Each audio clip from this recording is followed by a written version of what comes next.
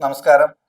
ഇന്ന് നമ്മൾ ചർച്ച ചെയ്യുന്നത് RCM അഥവാ റിവേഴ്സ് ചാർജ് മെക്കാനിസത്തെ കുറിച്ചാണ്. ആദ്യമായി എന്താണ് റിവേഴ്സ് ചാർജ് മെക്കാനിസം എന്ന് നോക്കാം. GST നിയമത്തിൽ സാധാരണയായി വിൽക്കുന്നയാൾ വാങ്ങുന്നയാളിൽ നിന്നും നികുതി കളക്ട് ചെയ്ത് ഗവൺമെന്റിൽ അടക്കാറാണ് പതിവ്. എന്നാൽ ചില സന്ദർഭങ്ങളിൽ വാങ്ങുന്നയാൾ വിൽക്കുന്നയാൾക്ക് വേണ്ടി നികുതി കയ്യിൽ നിന്നും അടക്കണം.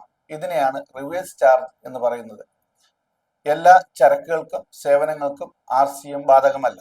CGST നിയമത്തിലെ വകുപ്പ് 9 ഉപവകുപ്പുകൾ 3, 4, 5 പ്രകാരം പറഞ്ഞിരിക്കുന്ന ചരക്കുകൾക്കും സേവനങ്ങൾക്കുമാണ് റിവേഴ്സ് ടാക്സ് മെക്കാനിസം ബാധകമാകുന്നത്. അതേപോലെ IGST നിയമത്തിലെ വകുപ്പ് 5 ഉപവകുപ്പുകളിൽ 3, 4, 5 പ്രതിപാദിക്കുന്ന ചരക്കുകൾക്കും സേവനങ്ങൾക്കും RCM ബാധകമാണ്.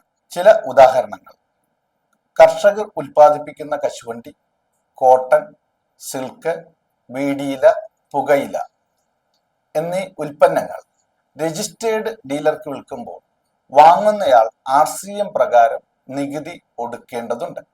അതുപോലെ സ്ക്രാപ്പ് വിൽക്കുന്നവർ രജിസ്റ്റേർഡ് ഡീലർക്ക് നൽകുമ്പോൾ വാങ്ങുന്നയാൾ RCM അടയ്ക്കുവാൻ ബാധ്യസ്ഥനാണ്. സർവീസ് മേഖലയിൽ വക്കീലന്മാരുടെ ഫീസ്, രജിസ്റ്റേർഡ് അല്ലാത്ത വ്യക്തികൾക്ക് കൊടുക്കുന്ന വാടക ഇവയെല്ലാം RCMന് വിധേയമാണ്. വിദേശ രാജ്യങ്ങളിൽ നിന്നും സേവനങ്ങൾ വാങ്ങുമ്പോഴും RCM ബാധകമാണ്. വളരെ സങ്കീർണമായ ഒരു നികുതി സമ്പ്രദായം തന്നെയാണ് RCM.